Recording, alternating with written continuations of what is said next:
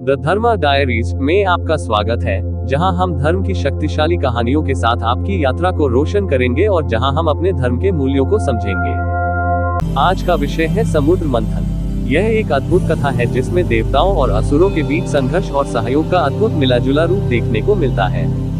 कथा की शुरुआत होती है जब असुरों ने देवताओं को हराकर स्वर्ग पर अधिकार कर लिया। देवता हताश और कमजोर हो जाते हैं। अपनी खोई हुई शक्ति को पुनः प्राप्त करने के लिए वे भगवान विष्णु की शरण में जाते हैं। भगवान विष्णु देवताओं को सलाह देते हैं कि अमृतत्व का अमृत प्राप्त करने के लिए समुद्र का मंथन करना होगा। मंथन में असुरों को शामिल करना आवश्यक है क्योंकि अकेले देवता इसे नहीं कर सकते। दोनों पक्षों के बीच समझौता होता है कि मंथन से निकलने वाली वस्तुओं को बराबरी से बांटा जाएगा।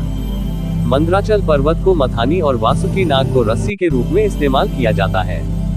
मंथन के दौरान मंद्राचल पर्वत डूबने लगता है, तब भगवान विष्णु कच्छप कछुआ का रूप धारण कर उसे अपनी पीठ पर सहारा देते हैं। मंथन शुरू होता है। पहले हलाहल विष प्रकट होता है, जो इतना भयंकर था कि इससे पूरी सृष्टि को खतरा हो जाता है। सभी देवता भगवान शिव से प्रार्थना करते हैं कि वे इस विष का सामना करें। भगवान शिव संसार की भलाई के लिए यह विष पीने के लिए तैयार होते हैं। उन्होंने विष को अपने कंठ में रोक लिया, जिससे उनका गला नीला हो गया और वे नीलकंठ कहलाने लगे। विष का प्रभाव खत्म होने के बाद मंथन फिर से शुरू होता है।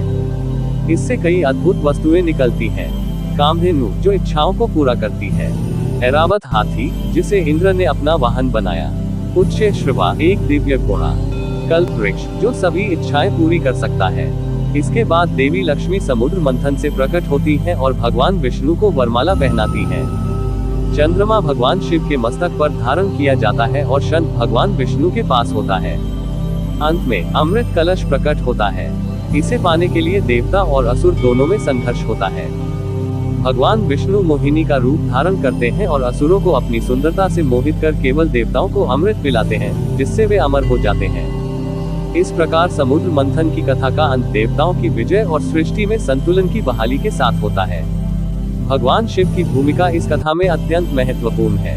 उन्होंने निस्वार्थ भाव से सृष्टि की रक्षा के लिए विष पिया। उनका ये त्याग और बलिदान हमें ये सिखाते हैं कि जब संसार संकट में हो, तो हमें भी बिना किसी स्वार्थ के आगे बढ़कर जिम्मेदारी उठानी चाहिए। शिव केवल विनाश के देवता नहीं है, बल्कि सृष्टि के रक्षक भी हैं।